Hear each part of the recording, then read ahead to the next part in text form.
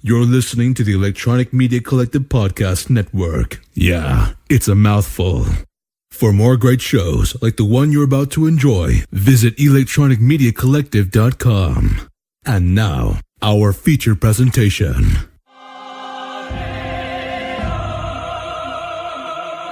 Hi, this is Del Morgado. Hi, this is Tim Rose, who played Admiral Akbar in Return of the Jedi. This is Kim Possible. Mandy Cowell here. Hey everyone, it's Tammy Stronach from The Neverending Story. This is Jeremy Taggart from the Taggart and Torrance podcast. Hey, this is Loki Corn Cosplay. Hey, I'm DJ Jet Rock from Neil and Johnny Drink in the Park. And I'm Neil Young from Neil and Johnny Drink in the Park. Johnny's best friend. You're not my best friend. You're my best friend. No. Hello, this is Dr. Steve-O. Hello, this is Andrew Chalmers, the writer and doctor in Doctor Who Dark Journey. Hey, what's cracking, y'all? It's your boy J-Rock. You know, I'm Sierra Era Igra. You're listening to Droids Canada podcast. Enjoy your chimichanga. Warning. Listener discretion is advised. That means there's a lot of fucking swearing. Hello.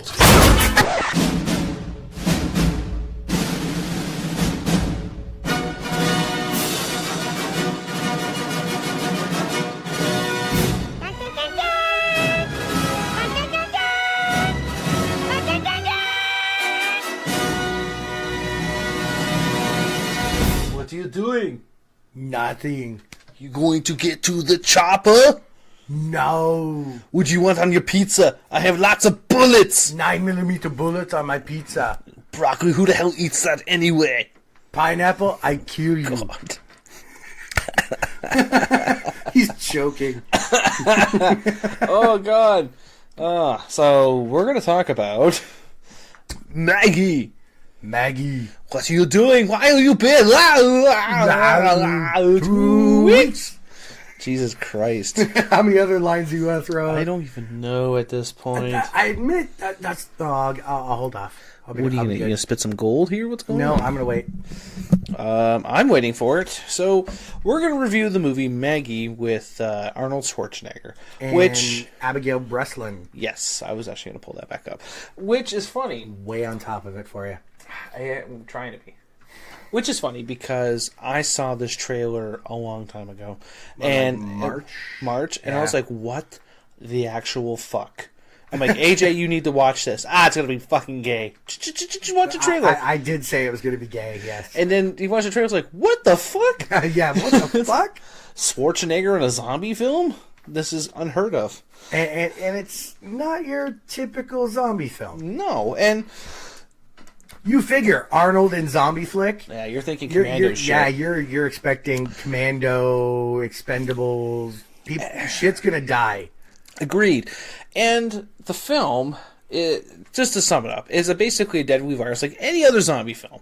Sweeps the entire nation. A father will stop anything to save his infected daughter in this post-apocalyptic thriller starring Arnold and Abigail Breslin. Yeah, that was the actual synopsis from Rotten Tomatoes. Whatever, it just kind of sums up. Yeah. Now, here's the part. Check your underwear, it's going to happen. Schwarzenegger can act. What? Yeah. Come on. What? Since when? Since this movie, apparently. It was just like, because all these years we always made the jokes that he's just an action star. He does his little one-liners like Buzzsaw, I had to split.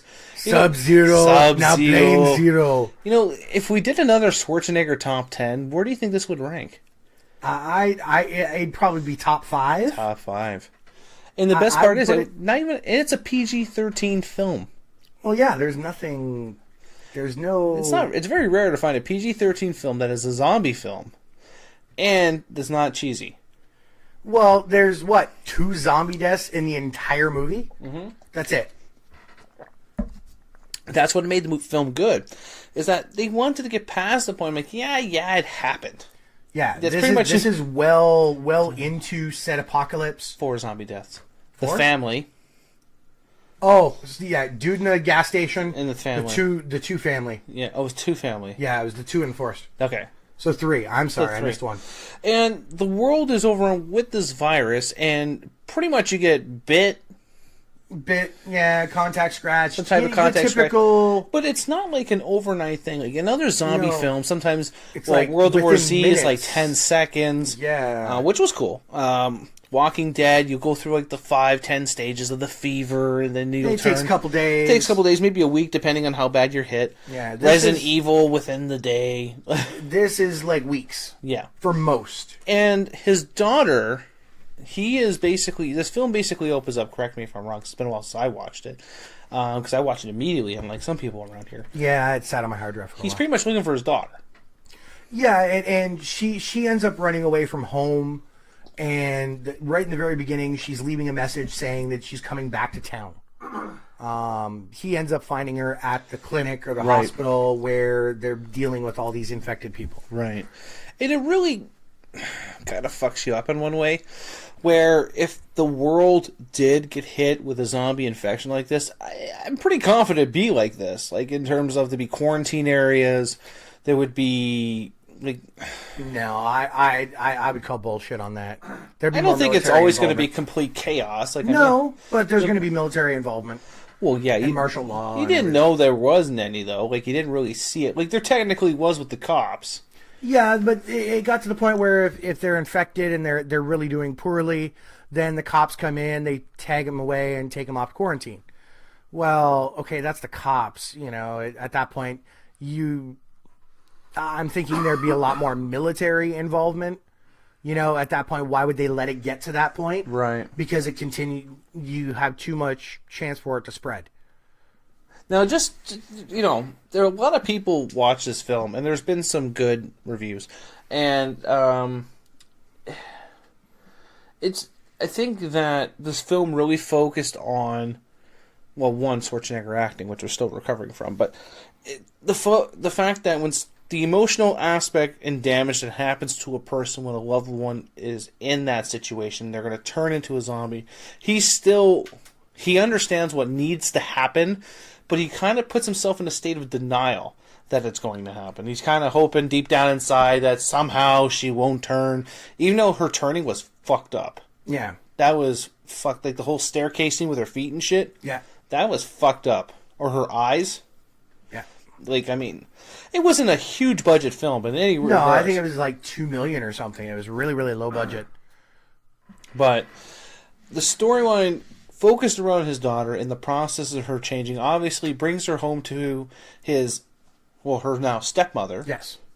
Who's played by the chick from fucking Nip Tuck with her man hands. I think it's Jolie Richardson, her name is? No. Jolie Richardson for the win! Oh, shoots shit! and scores! Shit! No. Shoots and scores. She has such man hands. It bothers me. Oh, yeah. The whole scene with the knife. I was like, what the hell is he talking about? Oh, there's a finger gone. I'm like, oh, yeah. I totally forgot about the whole... Oh, when I said that's bad for business. There goes a finger. What the hell did I do to the business? Who did I fight with now? I just smoothed over that road with Stephen Amell. I can't afford anymore. And for people that don't know who Abigail Breslin is, Little Rock from Zombieland. Yeah.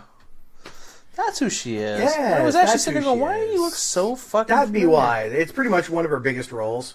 She's done a little bit of She was also in voiceover work. Ender's Games. Ender's Game, yeah, I did watch that. But most of her other stuff, like the odd episode on TV. Yeah. But nothing major. Zombieland would be the big one. Zombieland would definitely be the big one. Well, this is going to be the next big one for her, because I think she did fucking fantastic. And so he brings her back to the house, introduces her to the new family, I guess I would say. Yeah. Well, which she kind of already was aware of. And obviously there's a lot of tension in the house. Stepmom is not too happy. Would you? Oh, this is my daughter. I should turn anyways, but we can hope. She doesn't wake up in the middle of the night and go, I can go for some fucking fur burger right now. That just sounds wrong when you put it that way. But she does. She does have fur burger later. Eventually. The fox. But you literally watch, and it kind of hits you in the feels in one way. One person just falling apart, but at the same time trying to stay together for the family. Technically, you could have done this movie a whole different way, too. Okay. You could have just done any kind of a virus. It didn't have to be like a zombie virus. It could have been cancer for all it mattered, really. I'll never chop my finger off over cancer. Well, okay, no, not in that necessary sense, but you could have very easily written it for anything along those lines. Yeah, but I mean, it also focuses on I keep saying the emotional side because it felt like this movie was built. That's all it was, to show you the emotional side. Like the woman who locked up her husband and daughter because they were turned, but they eventually got out, and then Schwarzenegger had to put him down. Yeah, which you didn't really see. Oh no, you saw him put an axe right in the one's head. Yeah, but I mean, it could have been gory. You know what I mean? Oh, yeah. It wasn't. It got to the point. Like, it didn't have to be, like, an over-the-top... I know we have a lot of arguments back and forth with other people about this should have had gore. Maybe it didn't need to have gore. This didn't need it. Like, I mean, the there film... was, like I say, very little death in it anyways, but... Because the film was all about portraying what happens to people and what goes through them. You don't need a horde of zombies. Because if you want shit like that, you just watch Zombieland. That's pretty much what that is. You want to have a high-action film, maybe have a few fucking giggles, possibly kill Bill Murray by accident, then you go watch Zombieland. Dawn of the Dead? Ugh, don't get me started about that. I did not like the remake at all. I liked it. Is that the one with the baby? Was it Yes. Dawn of the Dead? Yes, Yeah, Dawn of the Dead, yes. I've I had to them think all. about that for a minute. I'm like, baby, no, yes. Ving Rhames. As much as I've always been a huge fan of George Romero, as he's technically the father of the zombie genre, and maybe we could meet him at an expo, perhaps. But and now they're coming out with a TV show, which I think it's too late for that. I think that ship has already sailed. The Walking Dead is really capitalized in that market. Oh, what are you talking about? Z Nation, iZombie, come on. I watched DNA. It's pretty bad when you watch a show going, I don't even know why I'm watching you. Like, but you still do. I stopped watching iZombie. I got 3 episodes in. I did a 3-episode rule. Done. No one said you this were is brilliant. Fucking stupid. And then in the end, and also like they're trying to get her character, Maggie, to still try to have a normal teenager life.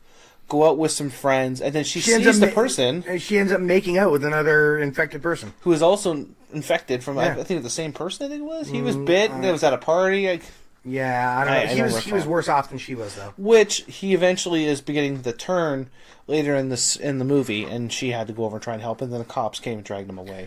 Best part about that whole scenario is this Trent calls her over because he's preparing to turn. You find out that basically his dad smelled like food, is what it was, and that's when he kind of flipped out, locked himself in his room. But this is of course post finger cut. But if you take a look at it again, when she goes in the house, starts walking up the stairs to go talk to Trent, oh look, all fingers intact. Oh shit.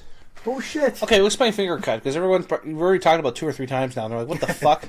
So she's basically on a swing set. Yeah, and she old school swing set in the back. She falls off the swing set, I guess she lands funny, and her finger gets all fucked up.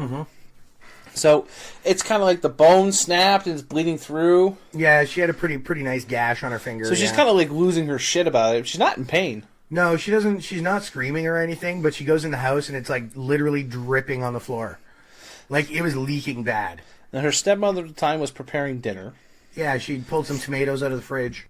She was chopping tomatoes, and Maggie decides to go to the chopping board and remove her finger very quickly and toss it in the garbage disposal. Into the garbage disposal. I was like, what the fuck? Just because she's turning into a zombie doesn't mean her finger, does her finger not heal is now going to be the next question. Do you think she just kind of like, oh, it's like dead flesh, might as well get rid of it now? They call, I can't remember, necrotic or something along those lines, so it's like dead flesh or whatever.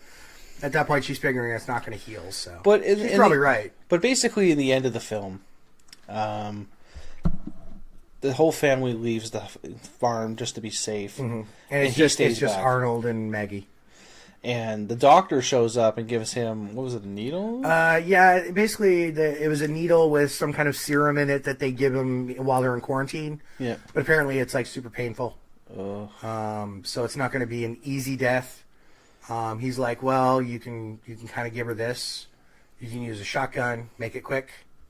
He says the other option is basically take her to quarantine. Which leads to probably the most intense scene in the whole movie, because Schwarzenegger's downstairs in a chair and he's sleeping. And he's got and her fucking feet are all necrotic and shit, and she's coming down the stairs ever so slow. And it appears to get worse as she's climbing down the stairs. And you're like, oh, shit. I'm like, what is this? I'm like, this is kind of creepy. I honestly think I thought he was going to get bit. And he's sitting there in this chair, out cold, with a shotgun across his lap.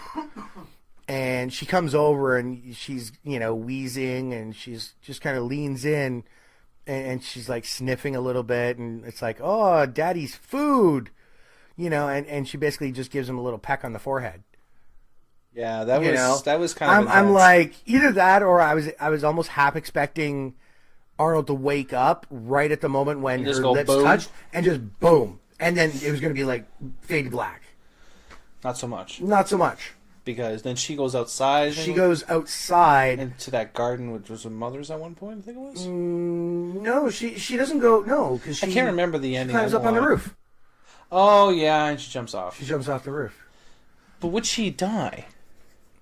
Well, at that point, technically, yes. But, I mean... she is alive. It's but just they didn't really explain the lore of the zombie, I guess I would say, for this film. No, but it's to the point, you're alive, but you're, eating and feasting on something else. But not to the point where you were dead. Like, you were still... You had... blackened tissue and, veiny. And that was actually kind of cool, I won't lie. I mean, that was a different take. Yeah. They got away from the fact that when you're a zombie or whatever, like, they didn't really show any zombies at all, but, I mean... Just the two or three, yeah. But, I mean, they were mindless because they were so far gone. They were so far gone. And her, like, I mean, even when she was still fighting the urges to eat and everything, she still had her consciousness. Like, she still understood what was going on. And in the end, she just takes her own life, which we can banter about it, but would have actually killed her or not, It doesn't really matter. According to this movie, yes. According to this movie, yes. Overall, like, I mean, I really enjoyed this film. I went into it going, whatever. And I already know what the critics, I know what some critics have said, is that, well, one, they felt like this movie was dragged on. They felt that this movie didn't have enough... like staying power? Mustaine power. What, you mean like Jack LaLanne? No, I think you said Dave Mustaine power. Oh, I'm like, Mustaine. Megadeth comes in. Megadeth. Oh, yeah! No, Sweating bullets. Countdown to extinction. No, like, not enough zombies. And I'm like, okay, but that gets away from what the movie was. I mean, if you're gonna fight about it, I mean... They basically came out and said, this is not a typical zombie movie. I don't know why you would want that. It's just... Every other zombie movie is the exact fucking same. And this one kind of stands out now. One person gets infected, 3 million people get infected, shit gets killed. It's every zombie movie out there. This is not that movie. Yeah, like, I mean, some of the comments that were left about Schwarzenegger's performance is Schwarzenegger's endearing and powerful performance will give you a change of heart on not only his film, but also when you consider his artistic range. And I'm forced to agree. Like, this film actually put him in a position of, holy shit, you can fucking act. Like, I didn't think that was even possible whatsoever. A great change of pace choice for Arnold, but... And a great idea on paper. I just wish I hadn't felt so dead inside when I watched it. I was like, ouch. That hurts. Understated and low-key, this is a surprisingly zombie movie that features fine performances from Abigail and maybe the best that Arnold's ever given. I mean, it really was a film about the acting and not as much as about the violence. Yeah, definitely. It was performance-driven. But, I mean, you get these people here say, so we're left with a film that's no delight to actually watch, with performances that are decent if perhaps forgettable, and a narrative that relies on some of more dull genre elements to prod audiences into feigning interest. I don't know about that one. That one's like a little bit of a stretch. He sounds like a douchebag. Or Maggie is an illustration of one teenager's deterioration, but it's flooded with melodrama, lethargy, and overwhelming dullness with this dramatic horror film is unable to overcome. Ooh. Did they watch the same film? Like, you know what it is. It's the joys of being a critic. Everyone's got an opinion. Well, that's what the internet's for. And that's, like, it's... critics are like assholes. And I mean, at the Everybody same has time, them. though, I'm not going to knock them. It's at the same time, where everyone's like, "Oh, Mad Max, great film, blah blah blah," and then there's me and AJ going, "Nah, it was okay, but I mean, I wouldn't go see it again, or would I recommend it?" No. Save it for a rental. All right, guys, that is it. Go and out of 5. Out of 5? Or out of 10, wherever you want. 10 would be better. Because I think the rating was like 5.4 Rotten Tomatoes. 5.4 on Rotten Tomatoes. I'll give it an 8. Ooh, fuck. Yeah. I'm joking on the fucking rating. What? Oh, yeah, no. When's the last time you gave something an 8? You're critical. 10? I am pretty critical, you are actually. critical, so that has to be good. I don't know. I'm trying to think of what the last movie I would have given that high of a rating for. It's probably been a while. Guardians was up there, yeah. That was episode 100. I don't know. What about Zombie World? I don't remember. I think no, it wouldn't have been that high. I don't think it was that high. No, not quite that high. The movie was fucking ridiculous. So it was entertaining. I did give it a lot on entertainment. I'm going to give this one an 8.5. And the reason why I'm doing it is because I'm a huge zombie fanatic. I've been a huge fan of zombies. George A. Romero started it all. But this film was beyond that, and the fact that Schwarzenegger proved to the world that I'm not a one-trick pony. Acting chops. Yeah, he gets my credit. He gets the rating. And that's it. Go get it. It's on VOD right now. Or do what we did. Download it off torrents. Get it wherever you can. It's a decent watch. And Chimichanga. Oh, I guess you press stop. Game over, man. It's game over. Thanks for listening to the Droids You Are Looking For podcast. Stay tuned for next week's podcast. Remember, the Force will be with you always.